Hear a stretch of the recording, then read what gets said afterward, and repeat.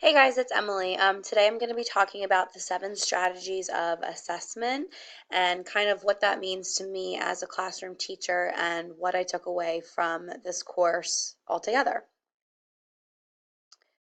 So for me, the beginning years of teaching, the things I focused on the most were my classroom setup, classroom management, my parent communication, learning the curriculum and really how to teach the subjects. So assessment wasn't one of the things that I focused on first, if that makes sense. So why I'm choosing to focus on all 7 strategies today is because I truly feel like this is something that I really need to work on, and every strategy in the book has been very useful to me so far. So in addition to that, a big part of the takeaway I had was that mistakes help us learn, and without a positive teaching environment, kids are not going to feel comfortable to make mistakes. So kids need to know that you learn from your mistakes. So strategy 1, providing a clear and understandable vision of the learning target. We learn throughout this chapter of the book that if kids don't have a destination, they need to know where they're supposed to be going. So putting those up around the room and reading them to students before the lesson, but also reiterating them throughout and clarifying if they understand the learning target throughout the lesson is going to be very beneficial in children reaching those goals at the end. Strategy 2 was using an example and models of strong and weak work. This is something that I hope to do more in the coming year. I think a great example of this, as I've said before, is math open-ended, because if students see acceptable work versus not acceptable work, they're going to be able to produce then what they need to be able to do. But sometimes a lot of us need a baseline so we know what it is we're supposed to be doing.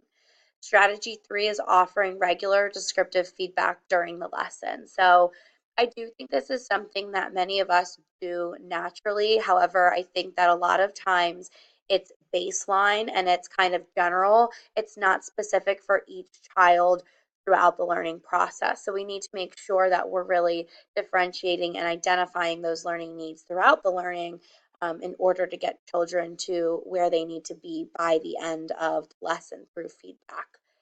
Strategy 4, teaching students to self-assess and set goals for next steps. This is something that I've sort of done in my past years, but it's something that I would like to do much more this coming year, because if students are setting attainable goals, just like us as adults, they are much more likely to reach those goals. And it's important to teach them at a young age how to set a goal that they will be able to reach, which will help them feel successful and build their confidence. Strategy 5, using evidence of student learning needs to determine next steps in teaching. So this is the part where you're kind of taking maybe an exit slip or something and seeing exactly what it is that the children might be messing up on.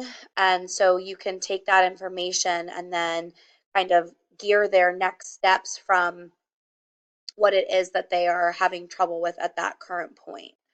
Strategy 6, designing focused instruction followed by practice with feedback. Again, this needs to be differentiated for each student. This is definitely a small group type thing. Um, if you are teaching students something that's not making sense to them, doing it repeatedly over and over again is not going to help them. So they need specific feedback in the area and specific practice to help them with the gap that they have in their current understanding and their current learning. Strategy 7, providing students opportunities to track, reflect on, and share their learning progress. I think that this is an exciting part that a lot of times really kind of gets sidetracked. We did this with our student-led conferences this year, where we had students actually track their progress throughout the year. But it's something that I would like to focus on, not just at the end of the year, but maybe quarterly, so for each marking period, so that students are able to see their success as they're going.